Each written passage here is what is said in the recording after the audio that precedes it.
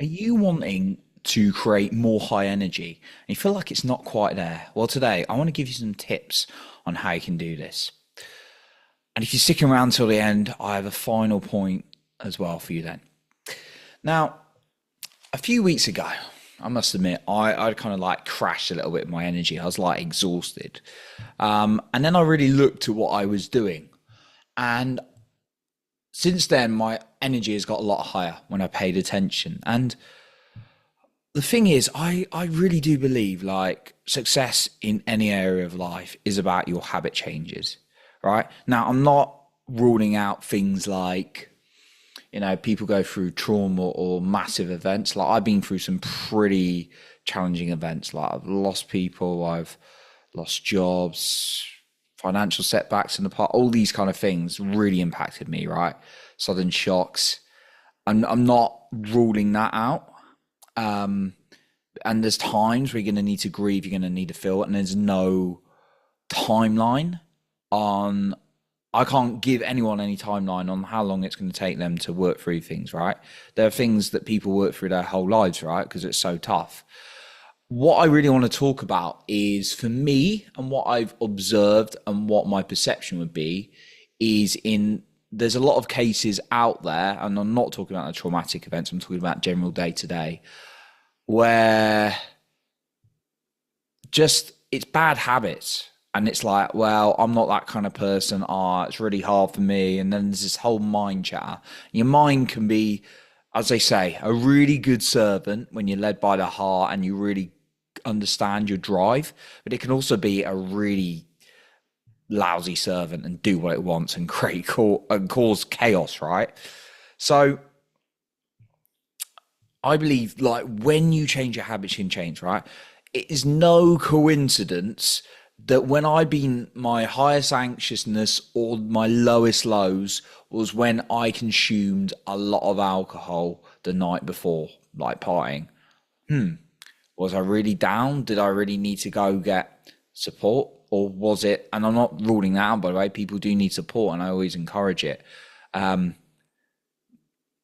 Or was I just in a place where I just should have drunk less, right?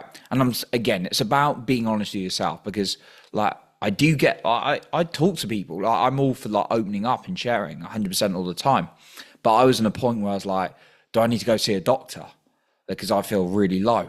And sometimes people do. Like, again, it's about knowing where you are. But like, did I really need to go and see a doctor for something, or was it that I just had bad habits? Because when I changed my habits, I felt a lot better. My life changed. So what I'm trying to emphasize here to create energy and feeling good is that it can be in your power. The problem is, I find, and I'm just being very real with this because I'm being real with myself in the past. And again, it's for you to choose or disagree with this, but I just want you to feel empowered, whatever your decision, right? And however you feel into this. But when I've just taken the power back and being like, well, I can choose what I do, how I think, what I eat, what I drink, who I hang out with. It makes a massive difference. I bombard my head with so much good information, like every single day. I don't listen to news. I don't listen to crap that's going to make me feel fearful, right? I try and stay away from sugary foods as much as possible because that increases my anxiety. Now, if you try and change everything at once, it's going to overwhelm your brain and you're going to just crash and burn and go back to your old way. So there's a way about going about it. But in order to create high energy, you need to be really committed to that intention, right? If you look at people who've got high energy, they've got good habits in one way or another, right? Either they got good self-talk or they may be doing something they're not even aware of. But if you look at the greats like Tony Robbins in the personal growth industry, they know how to create energy and they commit to it every single day. So that's what I want to come to this perspective with rather than being like, well, things are really tough for me right now, which may be the case, but be honest with yourself again. Or is it that you just need to change your habits? So that's really what I want to dive into today because I want you to know that when you take control of things, that can really impact you. Because I've been in that story of being like, all right, well, I can't change things, I'm just doomed like this forever, it doesn't help me. So it's about being honest with yourself, right? And if you're listening this far, I think there's something in it that you're thinking, right, I need to change something within inside myself, right? Okay, so these are the points that I want to share with you. The first one is the food that you're eating, right? So, well, actually, I'll say the poem to you first. So, the food we eat, the what we drink, the air we breathe, the moves we make, the thoughts we think, and the word and the people we keep, and the info we seek, right? So the people and the info are two I added on to my mentor's poem because he came up with the first part of this. So the first one is the food. If you're eating a high sugar, like again, everyone's got different sensitivities.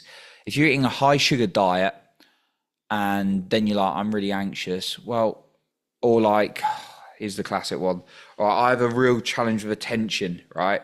Now, things like ADHD are real things, right? And I'm not a doctor to diagnose people or anything like that, right? Of course not. I've been through the process though of like actually looking at it when I was looking at many different things and I didn't have it. But there's no coincidence that when I've been on habits like eating too much sugar as the food, or just poor diet or deficient in things like vitamin D or vitamin B, and I wasn't able to concentrate, do I have like an attention issue like in my brain, or am I just eating the wrong things? So start asking yourself, are you eating the right things? Like maybe you can't get a nutritionist or afford one, which is fine, but like just do the basics. Like, how do I feel? Like if you notice a change in your mood after you've eaten something after a little bit, note that down, because the more conscious you can become, the better, right? And I was suggesting like a test where you like check what maybe you're deficient in as well. Like typically there's a lot of, especially in the UK, things like vitamin D deficiency. So again, I'm not a nutritionist and can't advise this, but for me, that was something that really helped. So making sure you're eating the right food, you're not deficient in anything. The second one, because everyone's got different, so always consult with your own doctor if you're unsure or anything like that. The second one is the water. Like, so I speak to so many people that are like, I don't drink enough water. I don't drink enough water, right? I could always drink more water, right? I'm going to be honest. But when I drink more water, I feel energetic. I feel more alive because our body is made up so much of water. So if you've got low energy, often you may be dehydrated. So make sure you're getting water. Air. I'm talking about breathing techniques, because if you're shallow breathing, which is when we're stressed, then that's not going to give you much energy. So changing where you breathe consciously, paying attention to the way you breathe can really, really impact you in a good way. The moves or exercise, right? Moves and exercise are key. Okay, so make sure you are moving in the right way. Make sure you're exercising, you're getting out there, you're out and about, right? There's probably not much argument to say you shouldn't exercise, right? That's probably a basic one. But again, if you're like thinking, oh, it's New Year's, let's get to the gym for 2 hours a day, and you haven't exercised for 6 months in the gym, then that's probably not realistic to sustain. That's why so many people quit, because they put unrealistic expectations on themselves from day one. So even 20 minutes exercise a day is great, 30 minutes if you can, even longer if you want to go for it. I talked about moves, the thoughts you think are going to be critical, because thoughts impact your feelings, which are chemicals in your body, from what you're thinking about. So, chemicals like cortisol, which is like stress, and that can tie you down because your body's getting to that fight or flight. But then there's like dopamine, like feel good chemicals. When you think like happy thoughts, those are released as well. So if you're thinking like, oh my God, I've got to do this, got to do that, what if this goes wrong? Then you're going to have a lot of those chemicals pushing out into your body and getting that fight or flight and exhausting you, and you're not going to have much energy. You may have that panic energy, but then you're going to go exhausted afterwards because you're using that fight or flight survival kind of energy, rather than if you're like thinking something good.